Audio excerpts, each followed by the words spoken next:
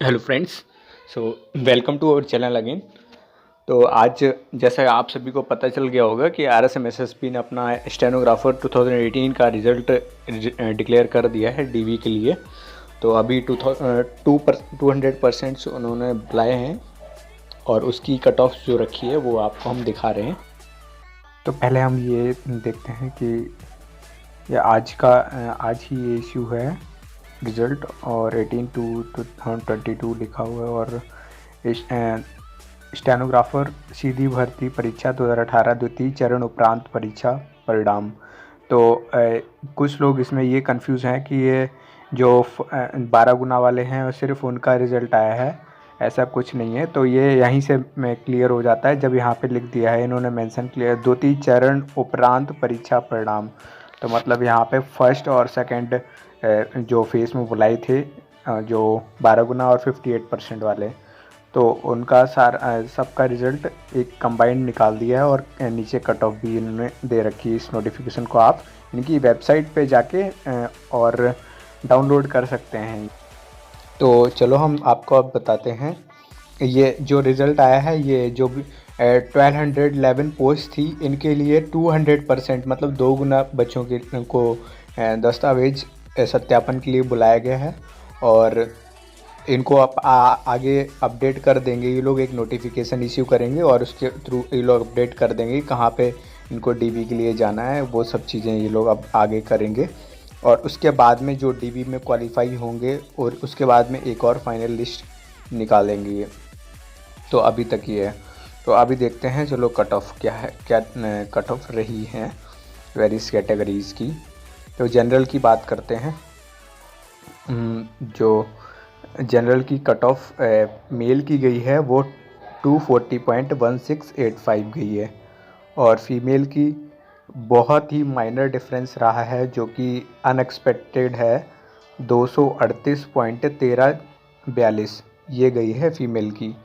और W window category 146 गई है उनकी, और डीवी 164 जनरल कैटेगरी की गई है। और ईडब्ल्यूएस की बात करें तो ईडब्ल्यूएस की जनरल कैटेगरी की मेल की गई है 164.0685। तो ये सारी आप देख लेना अपनी कैटेगरी वाइज। और इसमें आप डायरेक्ट इसमें सारे रोल नंबर दे रखे हैं। और इन्होंने अभी जो उसमें अगर इनकी वेबसाइट पे जाओगे और अपना एप्लीकेशन नंबर से लॉगिन करोगे आरएसएमएसएसपी में, तो उसमें अभी प्रीवियस मार्क्स मतलब रिटेन मार्क्स ही पेपर 1 पेपर 2 के दिए रखे हैं।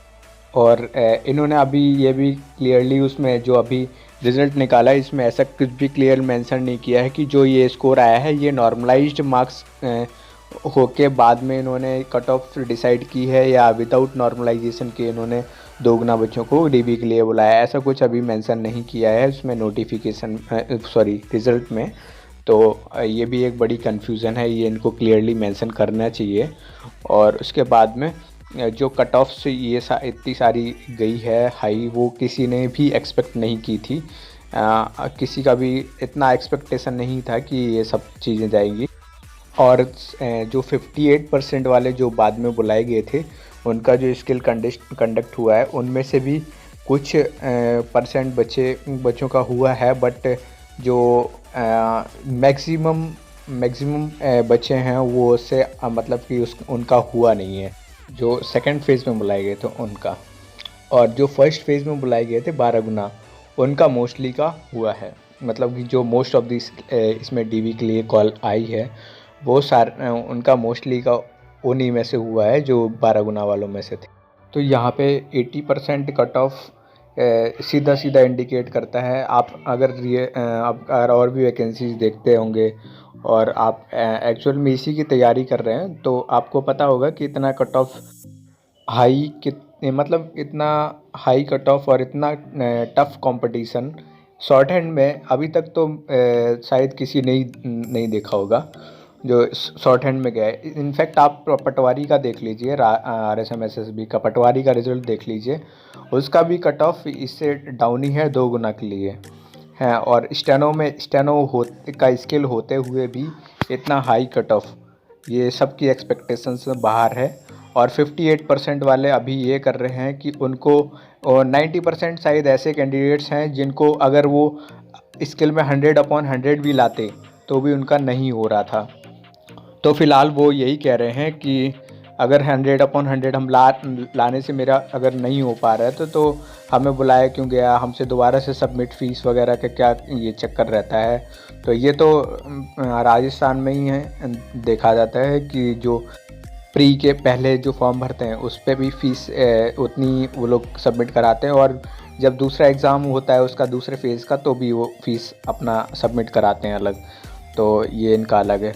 और उसमें जो 58% वाले हैं उनमें से ज़्यादातर अनसेटिस्फाइड हैं इस रिज़ल्ट से, और मैक्सिमम उसमें से कैंडिडेट्स हैं वो कोर्ट में जाने के लिए तैयार हो गए हैं, और अपनी सारी प्रिपरेशन करके 2-3 दिन में शायद वो रेट वेट का सब डालने के लिए प्रिपेयर हो रहे हैं कि हमें बुलाया क्यों, अगर ये सब चीज़ें मेरा मतलब अगर मैं 100% उसमें देता हूँ तो भी हमारा नहीं हो रहा है, तो वो सब चीज़ें लेके कोर्ट में जाना चाह रहे हैं। और उसके बाद में जो एग्ज़ाम प्रोसेस हुई है, जो रिक्रूटमेंट प्रोसेस, तो उसमें उसको लेके भी वो ग्रीवेंसेस लेके जा सकते हैं। बिकॉज़ जो अगर वैकेंसी स्टेनोग्राफ़र की है तो उसमें क्वालिफ़ाइंग नेचर स्टेनोग्राफ़र का कैसे कर दिया है, 36% क्वालिफ़ाइंग नेचर कैसे हो सकता है, और बाकी 40% उससे ज़्यादा रिटन में तुमने कर दिया तो ये चीज़ वैलिड होती है कि अगर वैकेंसी स्टेनोग्राफ़र की अगर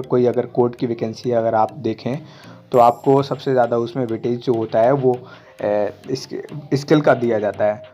तो इनमें अगर स्टेनोग्राफ़र की भर्ती हो रही है तो इसमें वेटेज रिटन का क्यों है इतना रेशियो ज़्यादा, और ये सब चीज़ें लेके जा सकते हैं कैंडिडेट्स कोर्ट, और रिवाइज रिज़ल्ट के लिए भी मांग कर सकते हैं, और भी काफ़ी सारी चीज़ें हो सकती हैं इसमें। बट आई थिंक ये फाइनल रिज़ल्ट इतना हाई कट ऑफ के साथ ये कोई जस्टिफाई करता ही नहीं है बिल्कुल। बिकॉज़ अगर स्टूडेंट्स 150 अगर रिटन में लाया है और 90+ इसमें लाया है तब उसका हो रहा है सिलेक्शन। और इसमें ये भी कह सकते हैं कि अगर कुछ एक्सटर्नल चीज़ें हुई हैं, एक्सटर्नल कुछ गड़बड़ी हुई हैं, धांधली वगैरह, तो वो चीज़ भी मान सकते हैं। बिकॉज़ किसी का रिटन भी 90% और स्किल भी 90% या 80%, 75%, इतना दोनों का कॉम्बिनेशन इतना बहुत ज़्यादा रेयर होता है। और इस केस में हमें तो मेरे ओपिनियन में तो 500 वैकेंसीज़ भी इनकी अगर होती तो वो मुश्किल से भर पाती। अगर किसी बंदे का रिटन भी 80% और स्किल भी 80 से अबव है तो वो तब मुश्किल हो जाता है। लेकिन इन्होंने तो 2422 सीटों के लिए डीवी के लिए कॉल किया है, और उसमें इतना हाई कट ऑफ, वो भी स्टेनोग्राफी का, तो मेरे ओपिनियन में तो ये बिल्कुल ही जस्टिफाई करता नहीं है।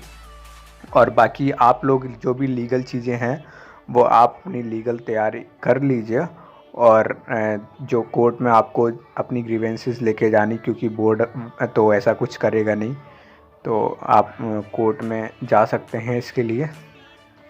और अगर जो भी ये चीज़, अगर कोई रूल वगैरह चेंज कराना है, प्रोसेस की रिक्रूटमेंट के रूल चेंजेस कराने हैं, तो वो लोअर कोर्ट मतलब हाई कोर्ट, ये इनके हाथों में नहीं होगा।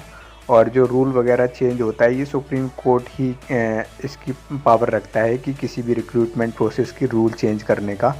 अगर इन्होंने ऐसा रखा है कि अगर स्टेनोग्राफ़र की वैकेंसी है तो भी स्टेनोग्राफी का वेटेज ज़्यादा रखना चाहिए, सो दैट स्टेनोग्राफी में जो इतना कंपटीशन कहीं देखा नहीं जा सकता, कहीं और देखा नहीं गया कि पटवारी का ले लो या पुलिस का कट ऑफ ले लो वहाँ का, और कुछ भी RSM SSB का कोई और रिजल्ट ले लो, तो इतना कट ऑफ उसकी वैकेंसी में नहीं जाता। स्टेनोग्राफी में तो एक्सपेक्टेड होता है कि कम ही जाएगा, वो भी ये 2 टाइम्स वैकेंसीज़ के लिए कट ऑफ रिलीज़ कर रहे हैं 80%।